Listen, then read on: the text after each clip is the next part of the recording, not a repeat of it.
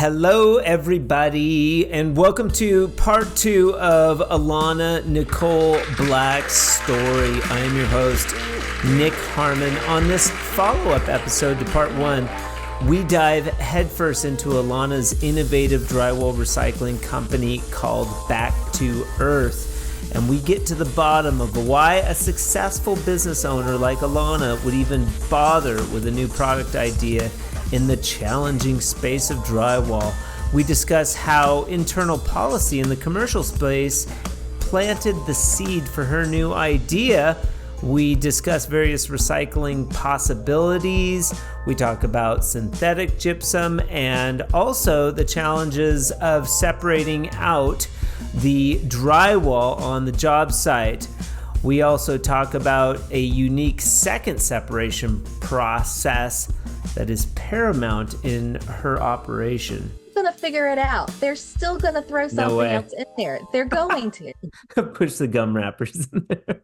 I stand behind that. You need that second separation. I stand behind that. Sure. It simply is that people are dirty, rotten sinners saved by grace, right? That's what I believe. So wait, slow down. Say that again. We're not to the pearl of wisdom yet, but I want to hear that clearly. I said humanity, we're all just dirty, rotten sinners saved by grace. We're all so imperfect, and it is simply our nature. We're going to screw up. And so you can put a little slit in there and somebody's going to throw their buddy's phone in there just to be an asshole. They're going to, that's just what people do. We also talk about pricing and market strategy and ultimately geek out on talking about product, which is one of my favorite things to talk about. Ultimately, this wrap up is an instant favorite of mine, and I hope it will be for you as well. This episode of the Drywall Podcast and all of the episodes of the Drywall Podcast in the month of May and June are brought to you by Rocket City Drywall out of Huntsville, Alabama. Not only are they contributing to the success of the Drywall Podcast, but you can listen to owner Alana Black's story on this episode 97 and also 96. Alana discusses her path to owning this thriving drywall distributor and how that path enabled her to discover a new product, which we will be discussing shortly. There's also some accolades that may or may not be worth mentioning. She was YP of the Year, Chamber of Commerce 2016, Female Entrepreneur of the Year, Women's Business Center 2018, and much, much more. Also, it may be worth mentioning that yours truly will be in Concord, Toronto at the CSR location there on June 6th, and also the Barrie location on June 7th for a special Fresco Harmony training. We'll be there all day, both days. Please come by and check it out. I'd love to meet you. But for now, Alana Nicole Black on the 97th episode of the Drywall Podcast. Let's get into it. Good morning. Good morning. I made it. Thank you for being patient while I dealt with updates in a general Friday morning. There's always updates. Always updates. And always when like you're already running a few minutes behind and then it just wants to talk. Yeah. We're doing an update right now with Alana Black. Once again, part 2, Back to Earth. We're getting back to the earth on episode 97, part 2 of this Rocket City drywall journey. What'd you think of the first episode? I listened to it last night. I tortured my husband too late at night and made him listen to it. And all right. I can't say he made it through the whole thing. It was a long day, but no, I listened to the whole thing and I think it was great. I enjoyed it. I hope I didn't sound like too much of an idiot. But I love I love the conversation. Yeah, of course, because you're passionate. So if you didn't listen to episode 96, we discussed Alana taking over Rocket City Drywall from her grandfather, Charlie. It's a family-owned business, mom and pop, et cetera, et cetera. And as we got to the end of the episode, we started to dive into this product, back to earth, that Alana has developed using gypsum, using recycled gypsum. And so that's where we're going to take off with episode 97. Yeah, it's a conversation, and I get nervous too sometimes. And we go through our day-to-day process. Some days are up, some days are down. We've got this going on, that going on, and with a podcast, you just have to be on. And I wouldn't even necessarily say on, but there's different energy going into different podcasts, especially energy between people. It's interesting. No, I absolutely agree. You know, the masks we wear, or the hats we wear, I guess we should say, not the masks we wear, but the hats we wear, especially when you're an entrepreneur or you're self-employed, or even if you are just in your everyday life, you're a parent, you're a spouse, you're a business owner, we have to fill all these different roles, and there's a different energy that you have to place into each one of those, and figuring out how to balance that, not bring home the work energy to the family energy, not how to bring home Friday chaos into the podcast energy. Yeah, I've heard it called compartmentalization. We have these little compartments that we put everything into, try to make sense of it all. I've heard it as dissociation. Disassociation? Disassociation, yep. Yeah. And it's healthy too, that work-life balance, very healthy. Gosh, we were getting into a little bit of which I really liked that question on the second time listening through. I really liked the question of, like, why would you get into this? What was the driving force behind coming up with or even starting to look at the tremendous waste in drywall with drywall? And you were talking about how it had to do with regulations, specifically Boeing, correct? On commercial spaces, these regulations that were put in place to start taking a look at where these commercial spaces were wasting material, I guess. Can you clarify on that a little bit? Because I really like that segue into why you, as a human, like, you started to really dig into this problem. And I like that starting point. Yeah, so regulation might not be the right terminology. So it certainly wasn't the government that was saying you have to do this. Sure. It was internal policy. Okay. And internal policy that was looking ahead at the accountability and transparency that consumers want from their companies, and not just consumers, but investors. And so, and this wasn't on your radar at all before. And so somebody came to you, or you were reading through a document? How did that come to be?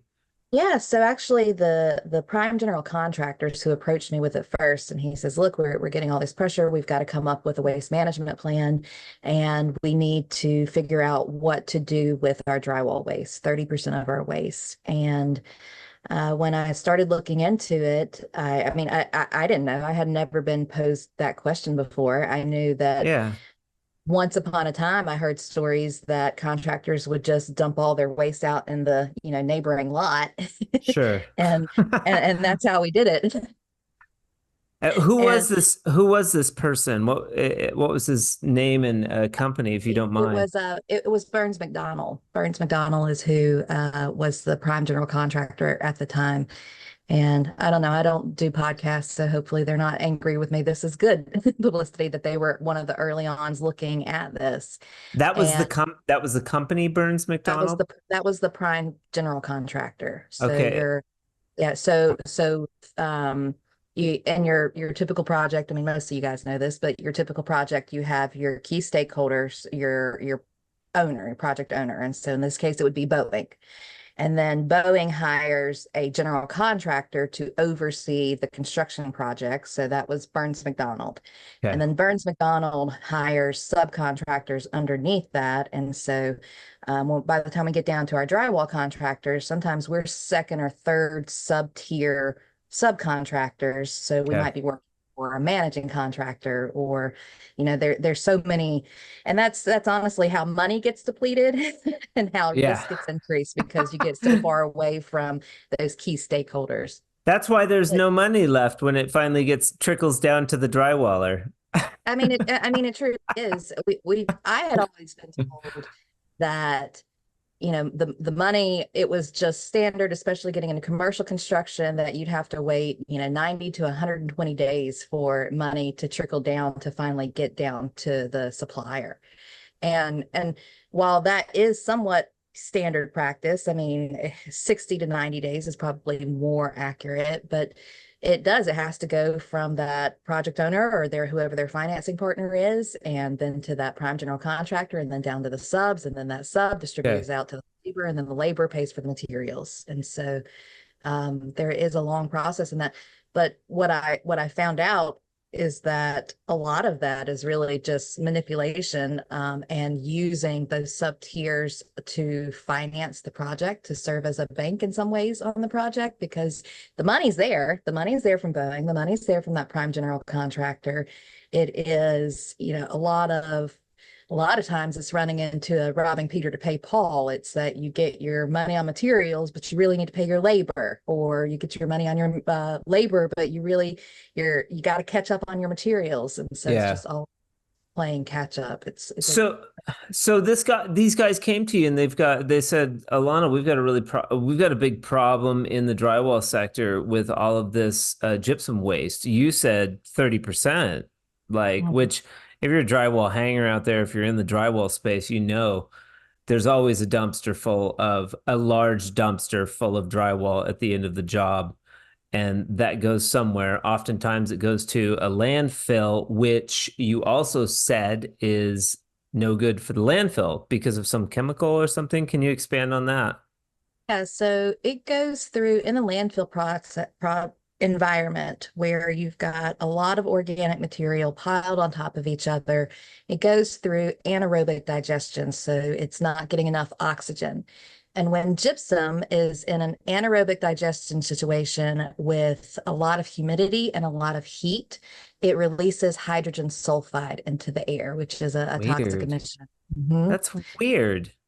Yeah, and so and that's what I found out. So I told the managing contractor, the primed contractor, that I didn't know about drywall recycling, but I'd look into it. And so I did. I looked into it, and I found that there weren't any options, at least not within 800 miles away. The closest option was in Denver, Pennsylvania. It was a company called USA Gypsum.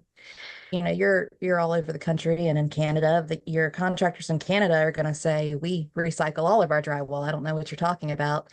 Okay. Um, Even those in the Northeast, they typically will have theirs sent to anyone that's engaged in recycling will have theirs sent typically to USA Gypsum. Um, What does a typical gypsum recycling place do with the gypsum? Do they just break it down so that it makes it easier for the landfill to absorb? No, so it turns out that it's toxic in the landfill environment, but actually it has an abundance of end market uses for beneficial reuse. And so not just recycling it to put in, you can put it back into new wall boards. So that's what Europe does. That's what Canada does. They primarily recover it. They remove the paper and adhesives off of it, grind it down to a particle size that can be reincorporated back into either closed loop recycling, so going back into the manufacturer to be wallboard again. Um, Agriculture is the largest. That's what USA Gypsum does. But it's also used as an additive to cement products. It's used in horticulture. It's used to clarify muddy ponds. It's used they use it in the food industry. So if you can get it to food grade, they use it. Gypsum is added to products like bread. It's added to products like pet food as a binding agent. It's Crazy. You're it's telling really me a bit. if I put a little bit of the gypsum in yours is probably a little different, but if I put a little bit of that in my pond, it might help clear it up. Not a little bit. So it actually takes quite a bit on your horticulture. But yeah, no. So what it does in your pond situation is it will bind to those dirt particles that are muddying up your water, Okay. and it will create a heavier, denser matter that sinks to the bottom and creates almost like a cement surface that also helps to seal leaky ponds. Weird. That's cool. That's cool. Okay. Okay. So there's a myriad of possibilities when it comes to recycling gypsum. Mhm. People have been recreate. Would you say that's the number one use for recycled gypsum currently is refabricating board out of the gypsum? They've figured out a way to do that, but then maybe there's all these other offshoots. How many different things, I guess, would be the question, can have you discovered can be done with gypsum? Um, And then we'll get into why you chose the direction you chose. 100. There's It's literally it's used in so many applications. They put it in desiccant packages in the chemical industry because it absorbs water. It What packages? Say that again. the dessicant packages, so the What is ones that? that those are what they put into like your medicine bottle, those little or like your aspirin bottle that absorbs the Oh, water, so the water doesn't go the moisture, so it doesn't go into your pills. oh, that little packet of stuff in your whatever. You get the cotton, you get a little packet of stuff that's absorbing moisture so that your pills stay good. Yeah, so that they're not so that your pills are not getting the moisture. Yeah, because you don't want the chemicals in the pills to be bonding to the water molecules in the moisture of the air. And Okay, yeah, so the chemical industry they use gypsum. It's used in plasters. So gypsum is to back up, gypsum is calcium. Here's what I learned. sure. It took me 8 years. I wasn't able to help Burns Okay. McDonnell or Boeing because it took me 8 years. That's But okay. here's what That's okay. They inspired you. they That was inspired that me. was the spark. That was the spark that you needed. So typical drywall is 98% gypsum, 2% paper and additives or adhesives, and then the secret sauce that makes each one of the manufacturers different. Gypsum is a mineral that is either mined or it comes from synthetic. And synthetic is what's called flue gas desulfurized gypsum. So coal power plants, a lot of people are more familiar with fly ash that's put into as an additive into concrete. This is something somewhat similar. So coal power plants have a byproduct that goes up into these flutes, these tall stacks on your coal power plants, and it's essentially a calcification process that causes it to harden and shell over the inside of these flutes. And what they figured Okay. out is that they do a wash of these flutes, remove a sulfur content, and get it back to a chemically identical compound as mined gypsum. And so gypsum is calcium sulfate dihydrate. The synthetic gypsum that's coming out has one too many sulfur molecules. They take it off and then they get it back to calcium sulfate dihydrate.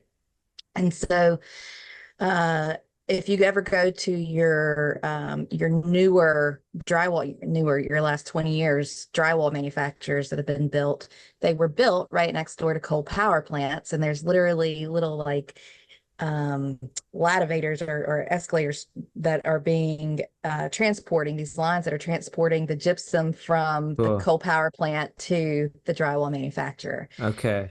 So you've got mine gypsum, you've got synthetic gypsum, both Well, so chemically active. we have white sands down here. Like it's like sand dunes and it's all gypsum theoretically. Is that what type of gypsum is that? It's like So you can slide down it and hike through these like mounds of gypsum. It's like a yeah, desert. so gypsum's like a crystal. So gypsum's a hard crystal. And so yeah, it is almost like a salt or a sugar particle that Hmm. then combine together and form these really there. If you ever Google gypsum caves, it's really cool. You can Okay. see these massive gypsum crystals. It is something that we have an abundance of actually in the earth. It's expensive to mine it, and it is a natural resource, so it's not something that we want to deplete the earth from. And so I think that when they figured out that synthetic gypsum was, first of all, a very inexpensive alternative to mine gypsum, plus it was renewable, plus it was recycled. So in theory, it's coming out of these coal power plants. So you're taking Okay. that waste, turning it into a new product. Started as mined, and it's only in the last 50 years that they figured out, hey, we can also get this out of the coal power plants. Okay. Interesting. So there's a myriad of things you can do with gypsum. You start going down the rabbit hole of this wasted product. You go to USA Gypsum, talk to these guys. So they are doing something that maybe piqued your interest. Yeah, I started learning about how it could be applied in agriculture because we didn't have any plants regionally that would be interested in taking back the materials and that could financially support a recycling program because again, Okay. gypsum's cheap, right? So it's really an inexpensive mineral. And so I needed to find out, well, what is the higher value usage of this material? And I joined Construction Demolition Recycling Association. And for 5 or 6 years, I attended those meetings. I was the only person there that didn't actually recycle. I just wanted to learn about recycling. And so Cool.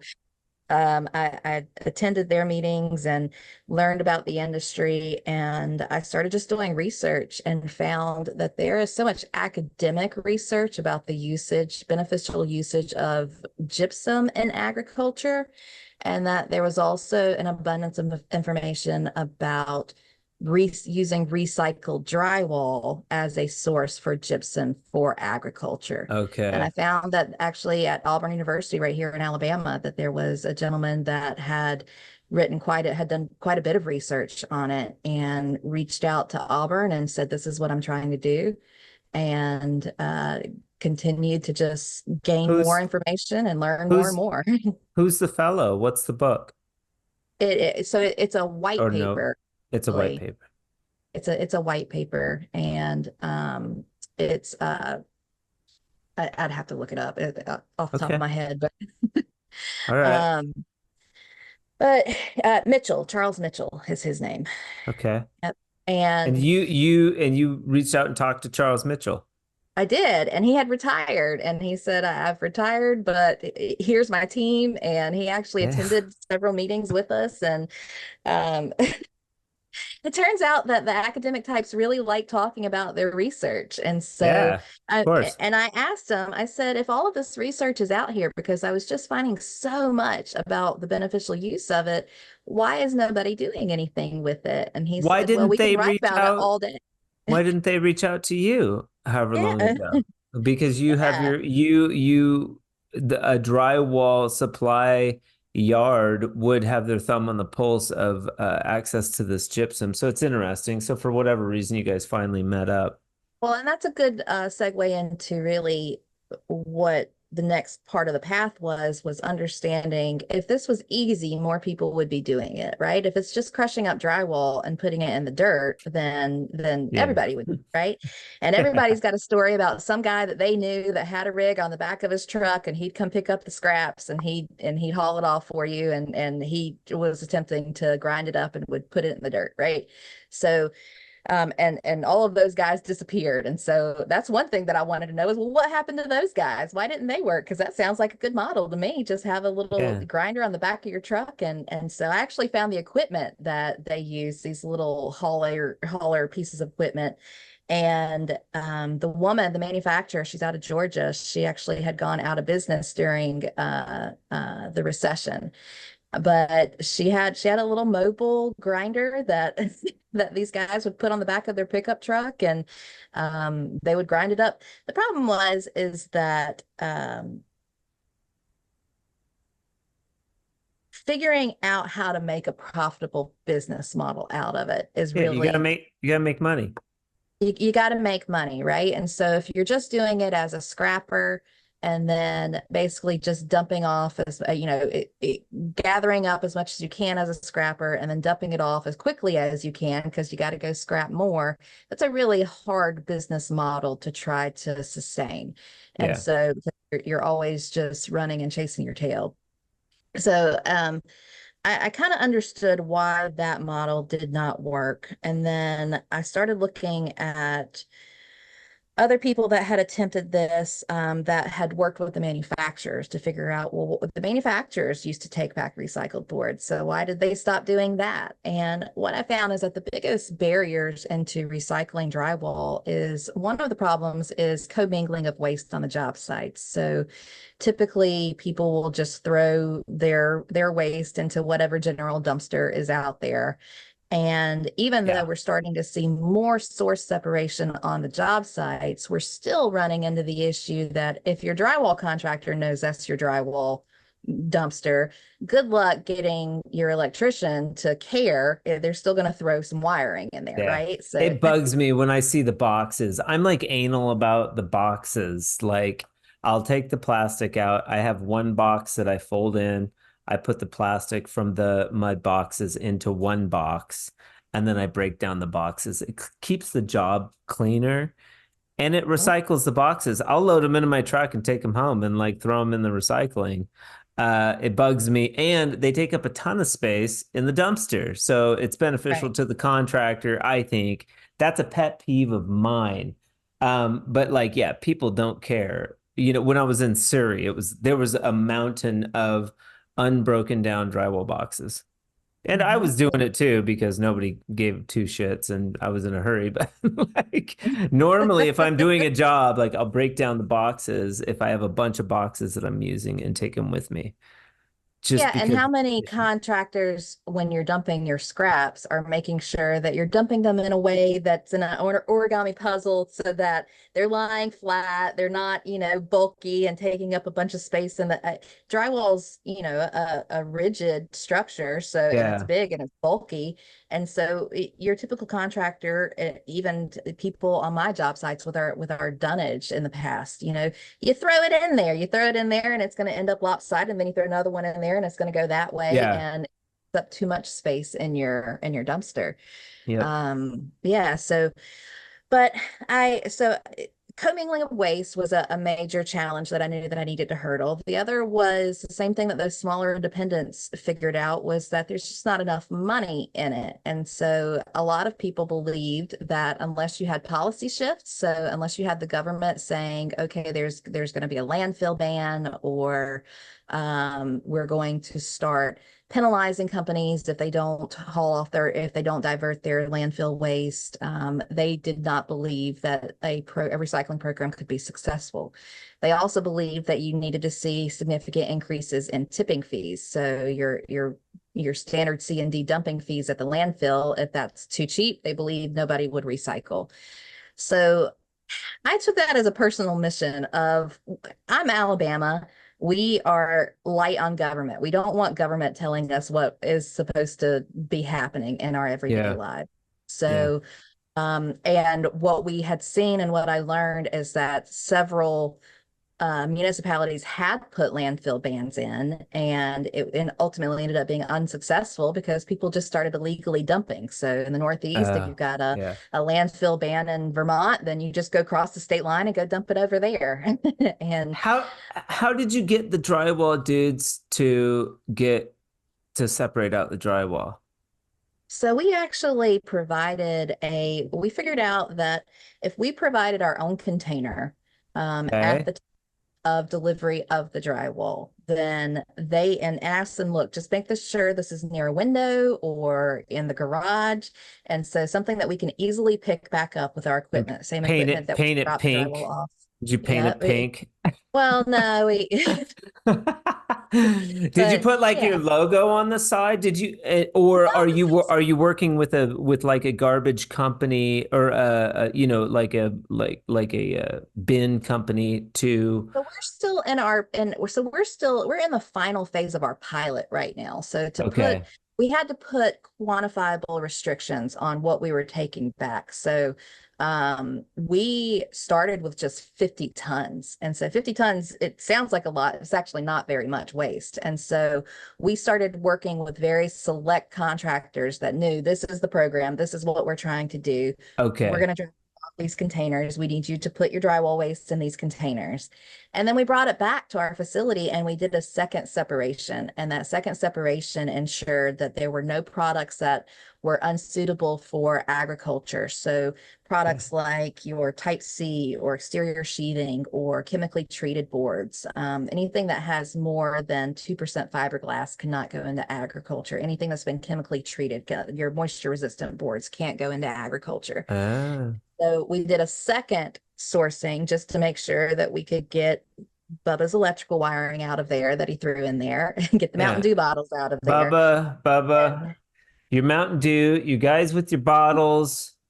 That goes in, that's a different recycling program. put them in between the walls like a normal person. Yeah. Yeah. The urine bottles, you got to get those out of there. I mean, it's inevitable. We actually worked with a manufacturer on a program that they took back waste and they had source separated containers. Everybody knew, they were on board, they were excited. This is something we're going to do. We're going to put our drywall in select containers and we're going to haul it back to the manufacturer. And I got to see the pictures of it, and it was like a Yeah. broom in Mess. there. There were boxes, there was wire strapping, there was just so much Yeah. stuff in there. I was just thinking of an idea immediately. Like you have a container that's completely enclosed, except for like a 1 inch or 5/8 slit. You pile all your drywall, next to it, and then the only thing that can fit in is the like pieces of drywall, and then you have to put them in one at a time. Going to figure it out. They're still going to throw No something way. else in there. They're going to. Push the gum wrappers in there. I stand behind that you need that second separation. I stand behind that. Sure. It simply is that people are dirty, rotten sinners saved by grace, right? That's what I believe. So Wait, we're all slow down. Say that again. We're not to the pearl of wisdom yet, but I want to hear that clearly. I said humanity, we're all just dirty, rotten sinners saved by grace. We're all so imperfect. And it is simply our nature. We're going to screw up. And so Yeah. you can put a little slit in there and somebody's going to throw, their buddy's phone in there just to be an asshole. They're going to, Yeah. that's just what people do. And so you have to have that second separation once you get it off of the Well, job site. regardless, you've been doing this for 8 years. You figured out that the second separation is part of the process. You have the second separation. What's the next step? From your idea of I want to do something agriculturally to separating out the gypsum, maybe there's a little bit of story there that you could fill us in on. And that timetable, is that like 3 years, 4 years, 5 years? Yeah, no, the first couple of years was research. The next Okay. couple of was, okay, I've got to build a plant and I've got to raise millions of dollars to build a plant. Okay. And actually had been communicating through LinkedIn actually with a plant manufacturer out of Italy. and company name was Eco Avant-Garde, and really just wonderful people. And they had a small footprint manufacturing facility, recycling facility that was small enough to go into an urban design. So, it's got a 10 to 12,000 square foot footprint. Okay. And it was what was considered a microprocessor. So only processing up to 10,000 tons per year, versus a USA gypsum that can do that easily in a month. And so I was really intrigued by the idea of regional small batch recycling. Yeah. That's Yeah. really where I started to You're diversify. you're pioneering. You're Well, pioneering not something. pioneering. No, I don't know about pioneering, but I mean, that's what they do in Europe. And because it just makes sense. It was also, I saw other companies were going towards this hub recycling effort. Pepsi company is one of those that Okay. realized you can't try to collect all the plastic in the country and bring it back to 4 facilities, that you lose a lot of your value in that transportation. And so Okay. focusing on hubs, smaller central locations that are regional to that effort, that's really what intrigued me. And Okay. so I started to try to figure out, is there a business model where I'm essentially just taking back the waste that I'm producing? And so taking accountability, responsibility for the waste that I'm producing and introducing into the market Smart. space. Yeah. And then also utilizing that existing network between the manufacturers, the distributor, and the drywall contractor. So we've already got those relationships. They're already Yeah. calling to go do a finish up or a credit. It's no big deal for them to call me and say, "Hey, come pick up this crate. We've got your scraps ready." Yep. And so figuring out how to enhance the value of that existing network, not recreate anything. What's the And incentive for those guys to give you the board back? Or are they just doing it just to help there out? there there's at this point there's not an incentive for it. And Cool. so because again, those drywall contractors, they don't have the time, energy to care about recycling in You that think capacity. the contractor would give you a little kickback or like some incentive because you're keeping that out Mhm. of his dumpster or her The dumpster? incentive really goes up for that prime contractor. Yeah, the incentive goes Yeah, yeah. the guy that's paying for your dumpster, Right. the project owner that has their sustainability goals. That's where the incentive comes in, and that's really Okay. where the focus is. Um, on the on so we back up, we actually went to Europe. We went to Italy and met with these guys in 2021. I hired a gentleman by the name of John Dupes to come in as my executive vice president, and so he came in and served, really transformed a lot of things that we were doing in the business. That was a key moment for my business, was bringing in somebody that had the professional experience to be able to manage my day-to-day operations at Rocket City Drywall, Okay. while I was out here in Dream World about recycling. And Yeah. then also how to really push forward this vision that I've got of, I want to see us bringing back wasteboard, recycling it, and retailing it back into our region. And so we packed up and went to Europe in 2021 and looked at the plant. And it was still, the plant that we saw was still in its infancy, so we weren't able to see it in full operation at the time. Came back, started trying to figure out how in the heck are we going to fund this thing. And Yeah. that was 3 years in itself of who's gonna be the key players in this. So is it going to be a manufacturer? Is it going to be a contractor? Is it going to be a manufactured housing contractor? Who's it going to be? And there was a lot of interest, and there was a lot of um, time and energy spent on trying to figure out what type of collaborative partnerships we would take on. And no, back to Earth Gypsum came down to one day me saying, I'm tired of all of these meetings and it not going anywhere. I'm creating a product and it's going to be called Back to Earth Gypsum, and I'm going to go sell it in the markets. I love that. And you're like, you're sometimes as an entrepreneur, you have to do that. You have to be like, let's shit or get off the pot. Like, what are we doing here? Are we going to spin our wheels for 20 years, or is there something viable here? Otherwise, what's the point? I got a business to run, you know? And that is the difference between big business and small business. So that is the why we have to keep our small businesses alive, because the small businesses are the only ones that have the capacity to have that innovation, so that entrepreneurship. The big businesses, they're machines. They're well-run machines. I Yeah, don't get me wrong. I don't have any hate for the larger businesses, not at right. all. I don't agree with some of their business practices, but I think that they play an important role in our economy. But Hmm. the small business does as well. And Yeah, so whereas they have a committee that has to form a committee that has to get approval, that has to do, you yeah. just can't function But the way that you don't executive, have a green thumb. You don't care about growing plants. Why in the world would you choose agriculture? because it had the highest value. Okay, Uh, it had best margin, probably. had the best margins on it. Okay, And for the quantity that we would be processing. So if we were to only process 10,000 tons a year, um, agriculture was the best option for that, okay, because 10,000 tons a year doesn't put a dent in what manufacturing needs for new wallboard. It doesn't put a dent in what your cement or concrete people need. It right, just right. it was the most accessible lane, and it had been proven out. It had been proven out through Okay, all of search and the company USA Gypsum that has been doing it since the 90s. There was also another company called Gypsoil that had been do it. We've used gypsum in agriculture.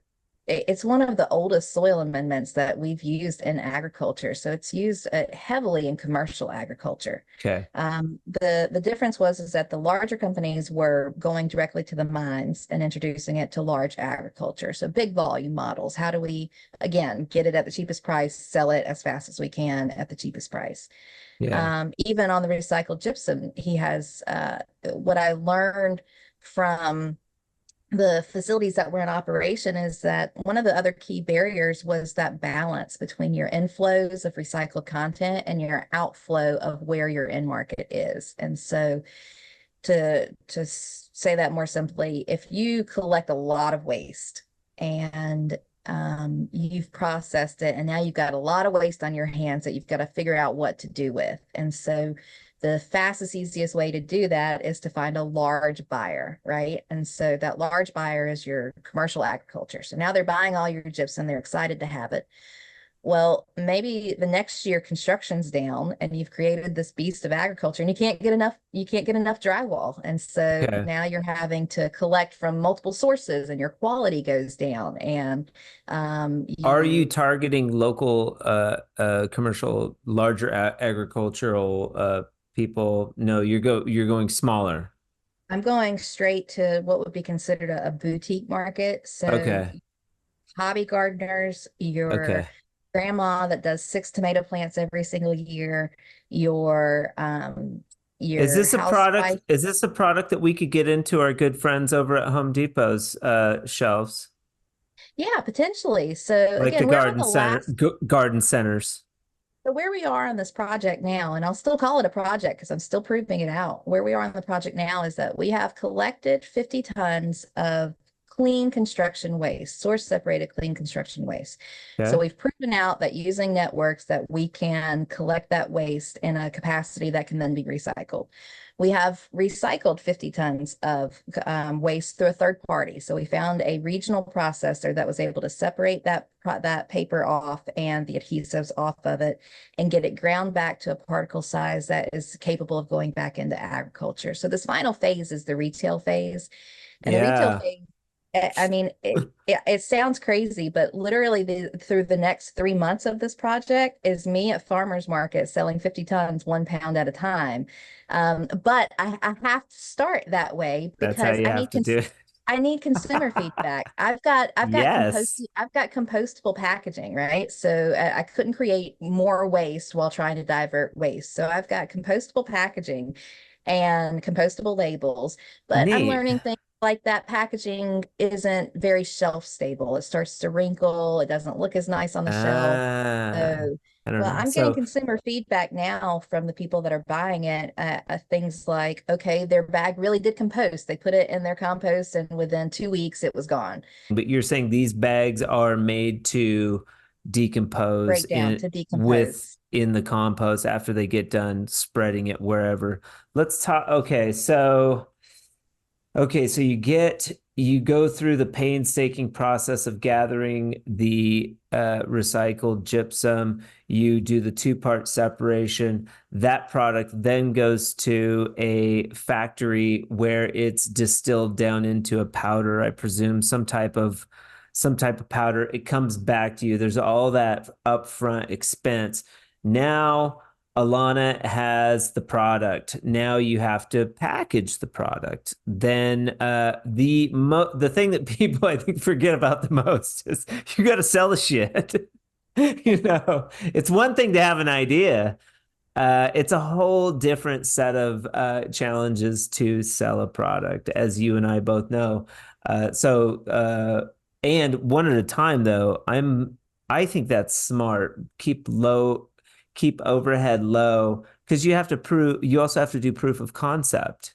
So what are some of the early feedback that you're getting from some of these shows, as exciting as it is? Um, what are people saying about it? Are they liking it? And is it working in the soil? Is it helping the plants Yeah. grow? No, oh, it's incredible. I'll send you some pictures, or if y'all go on our Facebook, Back to Earth Gypsum on our Facebook, there's pictures of it's so cool. I've been running science experiments in our office, and so we have planted 46 tomato plants in buckets, and we're running various experiments on with gypsum, without gypsum, with various amounts of gypsum. And that in itself is really cool. But we also started putting tomato plants in glass containers. And so what's so interesting is that you can sprinkle this on the surface of the dirt because it's got that hard crystal structure. When you put it on the surface of the dirt, water it, it's going to penetrate down into the soil and then recrystallize. And so over about a 2 week period, we're able to see where it continues to work its way through the soil and start stratifying the soil. So you see these layers of gypsum starting to produce down through the soil. And what that does is that provides better irrigation. So especially Okay. here in Alabama, where we've got dense red clay soil, that is super important for our agriculture in Alabama because when you have dense red clay soil, you can't get water penetrated through and you can't get oxygen penetrated through. So it actually adds to aeration as well. Are you pulling in like is it Auburn University? Just where they got six plants that don't have the back to earth product, and then you have six plants that do have the back to earth product. Yeah, so it turned out that the extension, so our Alabama Extension Office is supported, supports local farmers and regional farmers.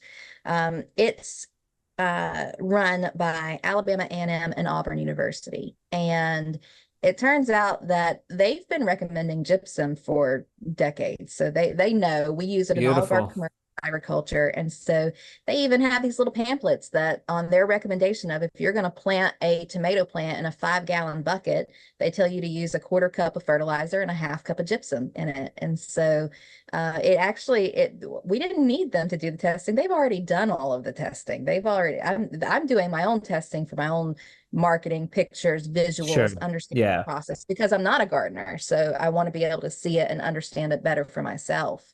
Well, and Um, I assume you would have a vision for a larger consumer, like some of the larger farms where it's like you're sending 100-pound pallets out of this stuff out so that they can be like, incorporating it into large form agriculture. Yes and no. I mean, my vision for this really is to remain in that small batch boutique space. And Okay. so We want to remain in under 50 pounds. And so Okay. that really is your backyard gardener, your hobby gardener. I never want to get into a situation where I can't control the quality of the materials that's coming in. And so um, the companies that are doing this and doing this well, they don't have to go through as laborious of a process to keep source separation out.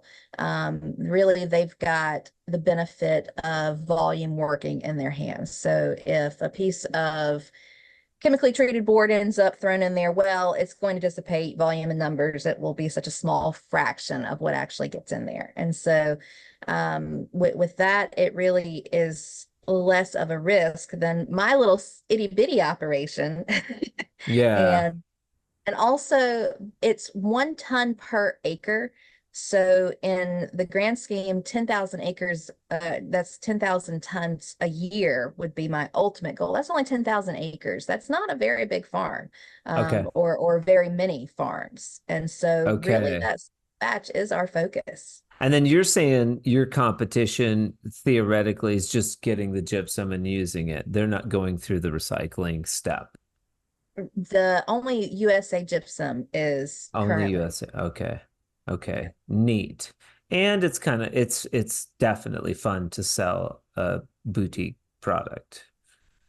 You know, I'm watching women spend not just women, but people, consumers are spending $400 on houseplants, and they're treating them like beanie babies. And oh, I just found this rare houseplant and I'm so excited.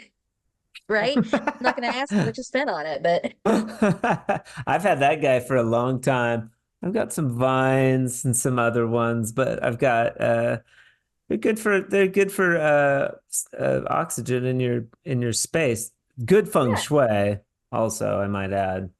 So you probably wouldn't think twice about spending $5 on a half-pound bag that's got, a cup worth of gypsum in there essentially, and that No. you're going to sprinkle 1 to 2 tablespoons on your house plants. No, That's I not already want a hard. bag. Forget about it. Yeah. We're gonna be giving away bags this month on the Drywall Podcast. I'm gonna do an ice bath, and we're gonna do back to earth gypsum giveaway on the Drywall Podcast.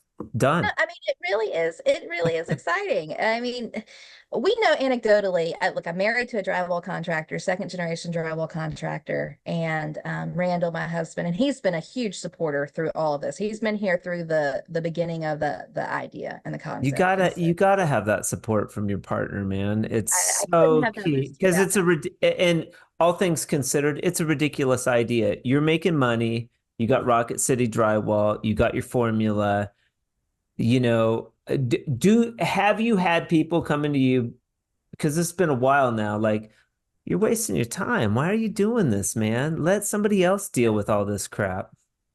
Yeah, I mean, I get both. I get people that see it, get it, understand it, and are like, this could be bigger than the distribution side of it. Like, this is really an Okay. exciting idea. And really that understand the business model of trying to sell a product, be able to collect its waste and retail its waste. And so being able to extend the value of the original product. That's what I'm trying to do. And so when you see Yeah. that, that makes and keep it out of the landfill. That's a Okay. win for everybody. And so Yeah. when you see a business model that is a win for everybody, there are people that get really excited about that. Yeah. But when you talk to a drywall supplier that it has 1,000 locations across the United States, and you tell them, hey, we want you to start collecting your waste, and we want you to build a recycling center, they don't have the energy for that. They can't. They're trying to run their machine. They can't do that. And so Yeah. there are people that think that it's crazy, but overall and overwhelmingly, it just makes sense that this product generates so much waste. It doesn't belong in the landfill, and it's got huge beneficial reuse in markets. It just makes sense. We need to be recycling it. Okay, so the more you go down the rabbit hole of waste management with when it as it pertains to gypsum, I feel like the more you become aware of not only the problem, and I mean maybe it was Burns McDonald who planted the seed, but this seed has grown, to use the agriculture analogy.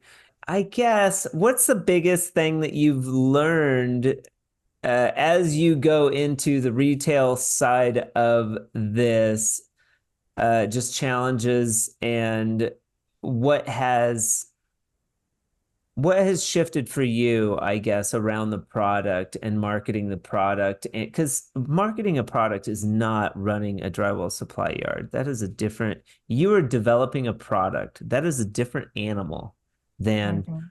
running a store, you know? So I just want to know, I'm getting to the question, like, what's the takeaway from that experience that I guess has helped you grow? Even before the product side, one of the things that I've learned is that I am very much so not alone in this endeavor. And so it takes a lot of support to get a product out there. To follow a dream for this many years, it takes a lot of support. And so I've had support from my employees, I've had support from my manufacturers, and probably the coolest thing is that as a family business, it has brought our family closer.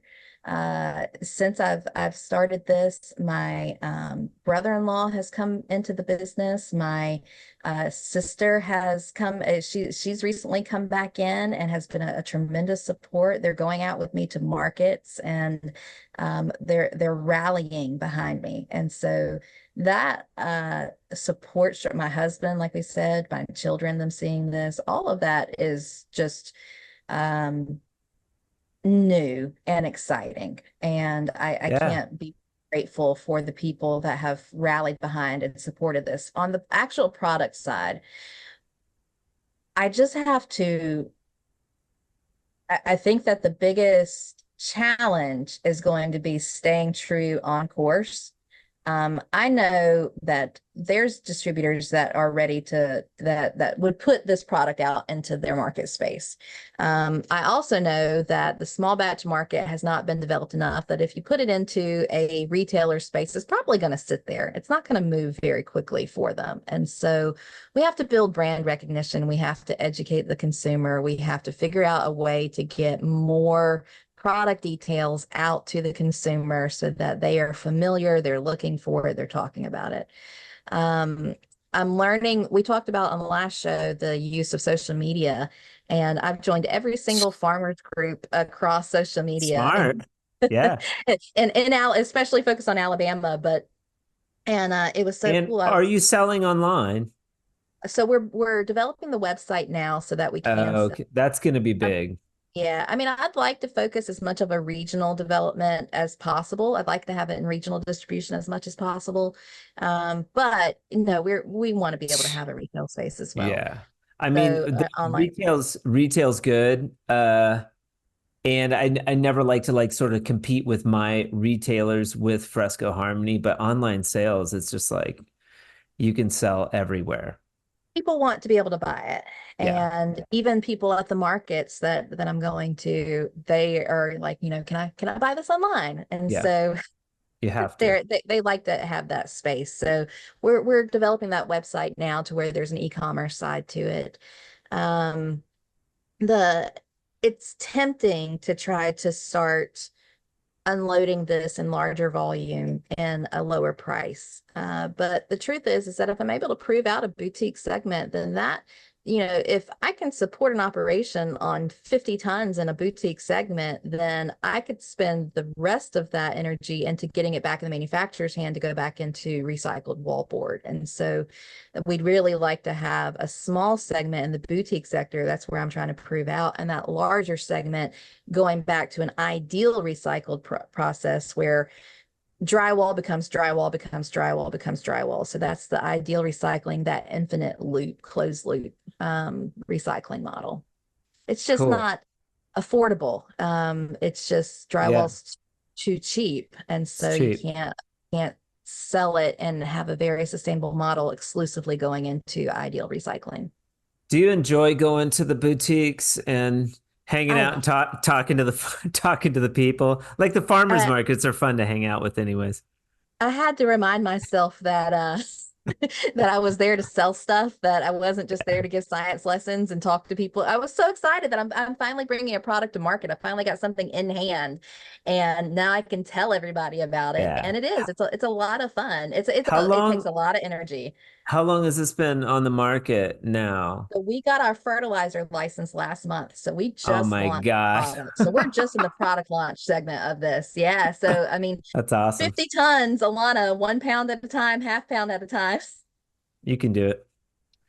Yeah. You can do it. But people, it's fun. You know, I was at a market last night. We didn't get home till late because we're doing a market, but I've got one tonight and I've got one tomorrow. So we're trying to push this as hard as we can. But there was a gentleman yesterday that, bless his heart, he was an older gentleman. He was an old drywall contractor, and I don't know if the elderly drywall contractors in your area are the same as mine, but they're so grumpy. And the world is just, gone to shit, and Yeah. everything is terrible, and Yeah. the materials terrible, the industry, everything's terrible. Yeah. And I talked to him for probably 30 minutes, and just was able to remind him that there are good people doing good things, Yeah. and that there is still light. And so being able to spread that light is what makes a lot of this fun too. It's not the same old monotony. It's not the same old business. It's just trying to do something good. And that in itself is rewarding.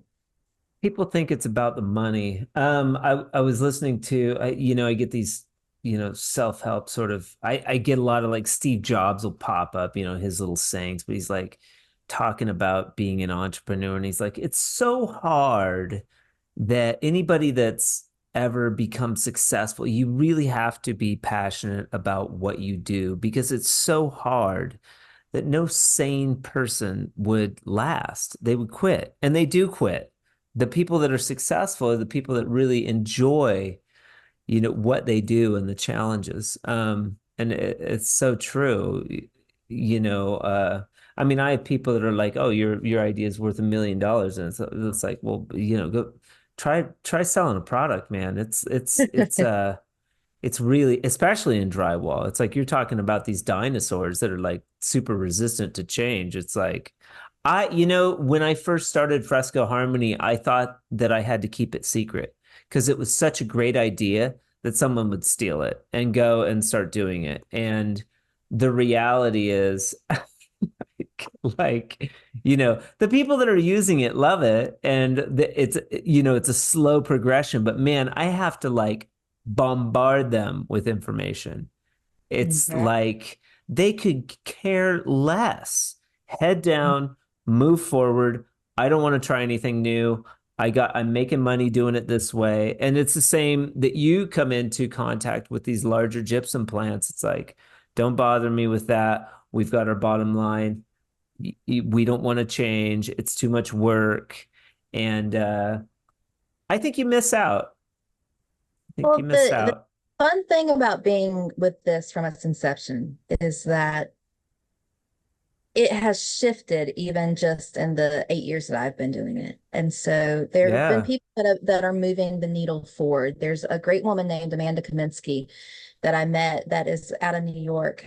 She started a group called Building Product Ecosystems, and she ran a project with the Durst Group, one of the largest developers in the country. And they recycled their drywall and their glass. And then she started a coalition to try to start encouraging more drywall and glass recycling across the construction industry. And I was able to participate with that during the very early years, and it was so fun watching.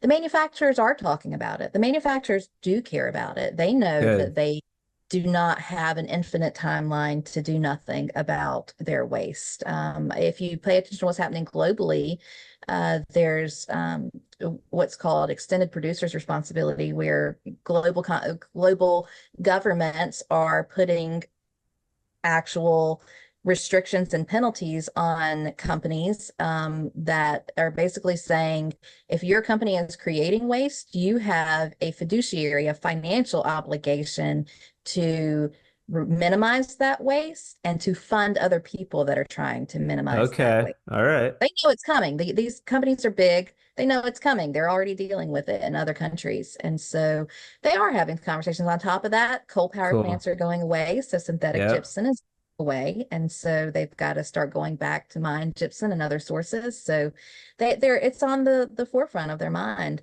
Okay. And it's been fun to watch it go from a casual conversation, us getting together monthly, trying to figure out how a few handful of us, you've got the government of New York, you've got New York City, you've got some folks out in California, you've got the manufacturers, and then you got little Rocket City Drywall hanging out, trying to figure out how we Of fix course. this. Yeah, And so it's cool. You're getting this exposure, creating these relationships and networks on a larger scale than you would have if Back to Earth wasn't there. You are creating brand awareness for your existing business. All of these weird side benefits of doing something that is worthwhile are coming to you inadvertently. And I think that's what happens when you stumble onto something that you're passionate about and following would you say that this is something that you were searching for intrinsically and maybe you didn't know that you were searching for? absolutely, I Like it's think given you that purpose. given purpose, if I were to die tomorrow, and this never got completed. If I were to not be successful with this pilot and had to start over or had to look at a different way, all of it's been worth it. All of it Yeah. has been fulfilling. It's been hard work. But every single day I got up and tried to do something different and something better. And so I was never stuck. And that to me makes it easier to get out of bed every day. Yeah. Yeah. Yeah. Yeah. I hear you. The so going into maybe a pearl of wisdom surrounding what you've learned with this, and you said I think 8 years, right? You've been working on Back to Earth. You have two sizes now currently, correct? Yeah, we're doing a half pound and a 1 pound bag. It's 1/2 cup per square foot. So there's 2 plants worth or 2 square feet worth in a half pound and 4 square feet worth in a 1 pound. We are expanding into a 10 pound, 30 pound, and 50 pound option. I'm Oh, working okay. on packaging for that. So if Yeah. you or anybody else has some ideas on packaging, again, I don't want to create a whole lot of waste as I do this, but so we're looking at possibly like if we did like buckets, we would do like a take back program where you bring back your bucket and we give you a new one. And Yeah, but it's or you something. package it into a water can. Package it Or- into a water. It's something. Yeah. Yeah. And so I haven't launched those products yet because I really want to find a good way to do it, a unique way Yeah. to do it. So but we are working on it. We know that the consumers want it. So it's 9 pounds for a 10 by 10 garden is how much you need. And so Okay. that 10 pound option would really be ideal for it. Okay. I So lost we my train. get so I get a small amount of product from you. I just take that product and I sprinkle it because I'm thinking like we're in spring here. Gardens are just starting to flourish, man. Now is the time to buy Back to Earth and Yeah. and I just take it and you have X amount. You said 1 pound One per half cup, 1/2 cup per square foot. So like per a square tomato foot. plant, you typically plant one tomato plant in a square foot. And so Right. that 1/2 cup would be per tomato plant. Okay. But say peppers where you can do 2 plants in a square foot, you would still only use 1/2 cup and put a 1/4 cup on each of your plants. Okay. And so you put it on the soil just around your plant, you water it down well.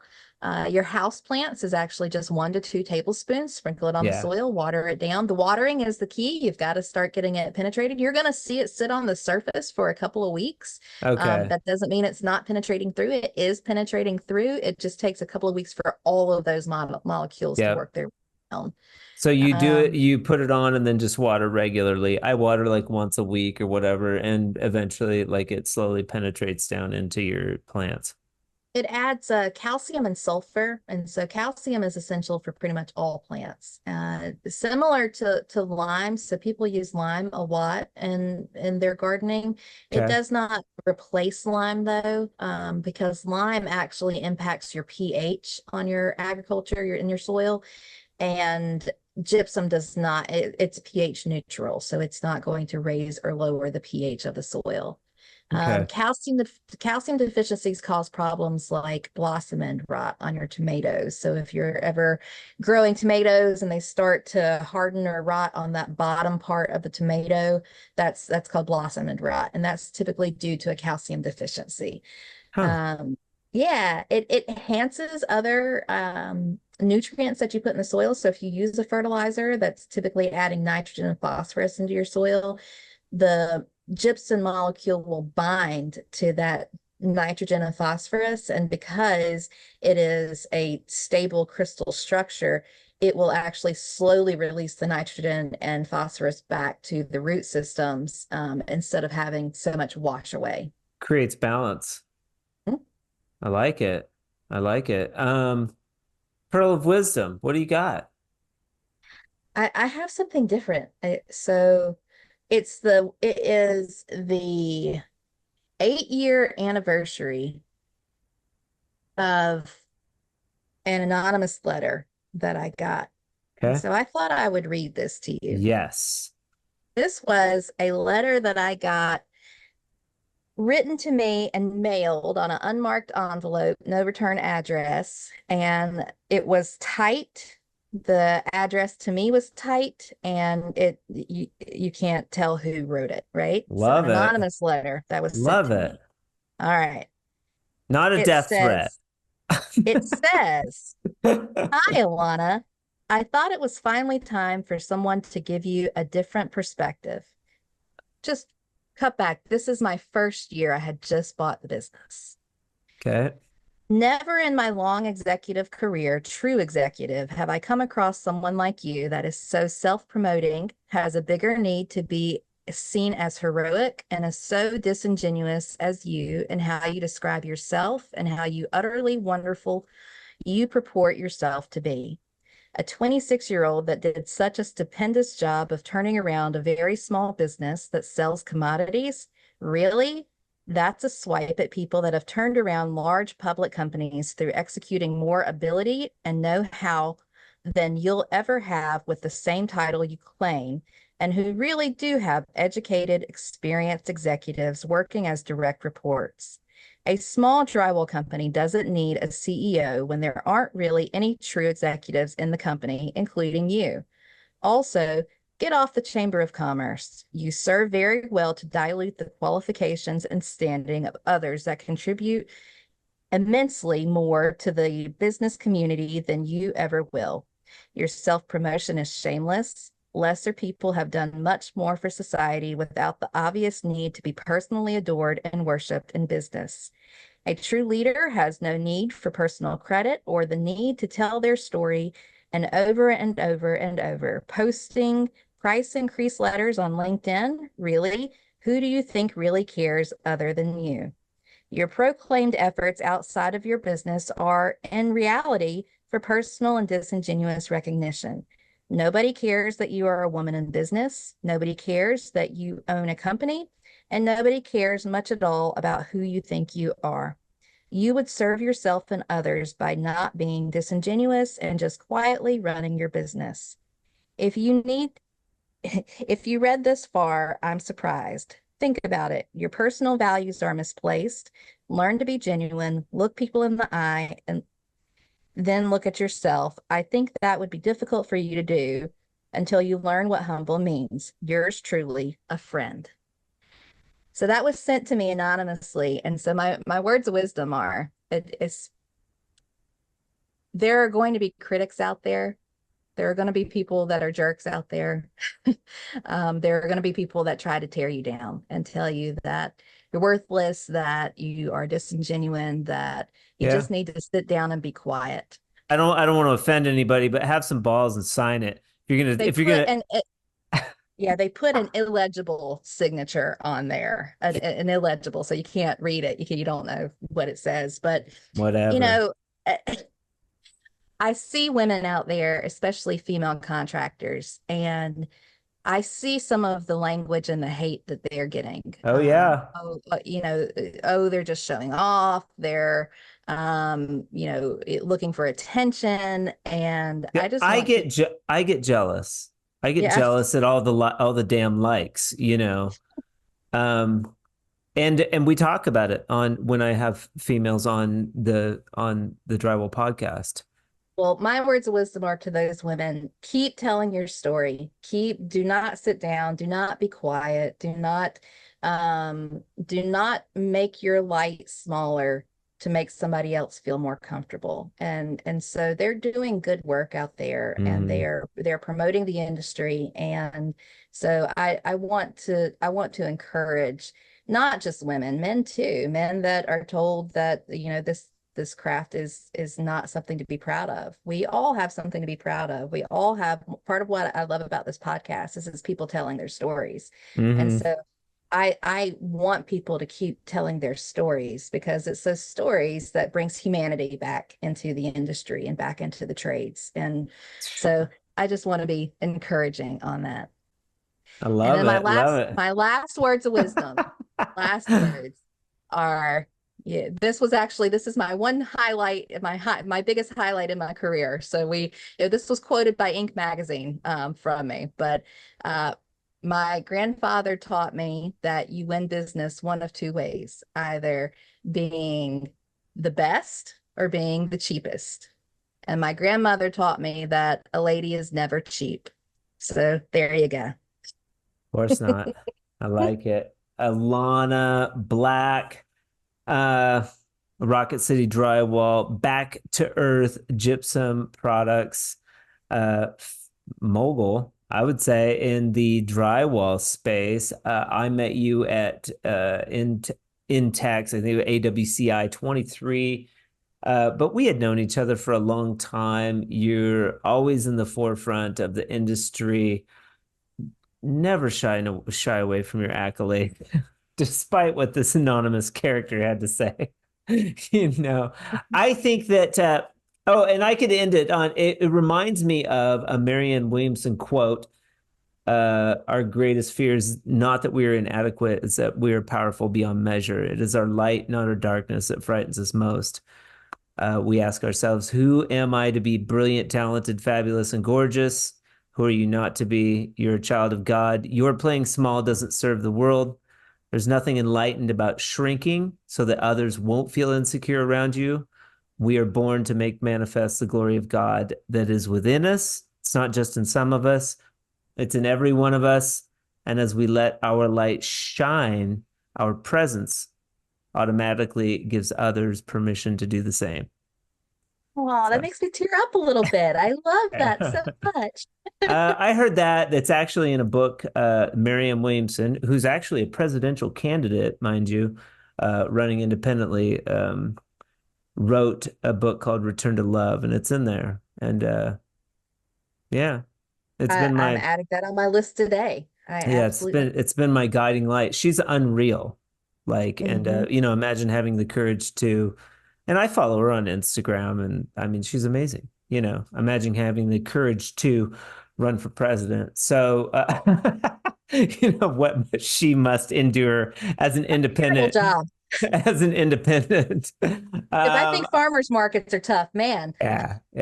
Yeah, just, you know, following your passion and man, just yeah, letting your light shine. Sometimes you're gonna, as you are illuminated, like you're gonna get that feedback and that criticism. But man, there's no other way to live life, I don't think, you know. I don't either. And So there's enough. I wish more people lived like that. I mean, there's enough for everybody. It's not. It's not it doesn't have to be a competition. It can be, we can all be eliminating one another. Yeah, yeah. I agree. I agree.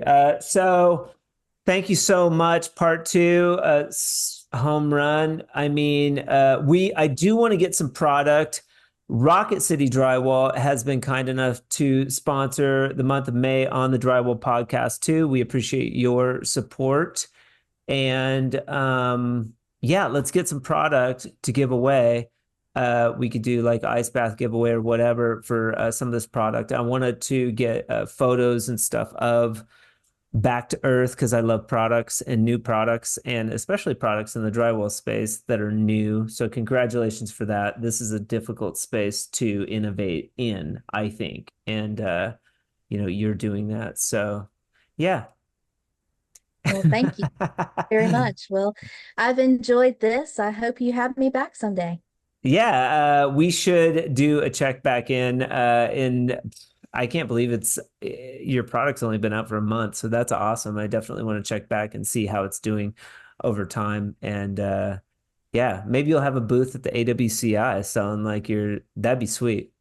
Yeah, no, it's exciting. I can't wait to be able to come on here and say, if you have a project in Huntsville that has sustainability goals, call me, because I'm going to take back your drywall and I'm going to process it and I'm going to put it back for beneficial reuse. I'm going to get it out of the landfill. That's the goal. One day I'm going to be able to do that. One day soon, I hope. I'm sure you will. Alana Black, thank you so much for being on the Drywall Podcast today. I hope you have a fantastic rest of your day. We will talk soon. Thank you. Bye-bye. Yeah, bye. Huge shout out to Alana for being with us on the Drywall Podcast today. Not many women can say that they learned to drive behind the wheel of a forklift at 8 years old, but Alana can. And that's just one of many skills she's learned from her grandfather at Rocket City Drywall. She has owned this mom and pop supply yard in Huntsville, Alabama since 2016 and has dedicated her life to preserving the legacy of her family business. Serving residential and commercial construction, she promotes old school business values while pushing her industry to be ever growing in innovation and quality. As you've just heard, she reminds us to never underestimate the little giants.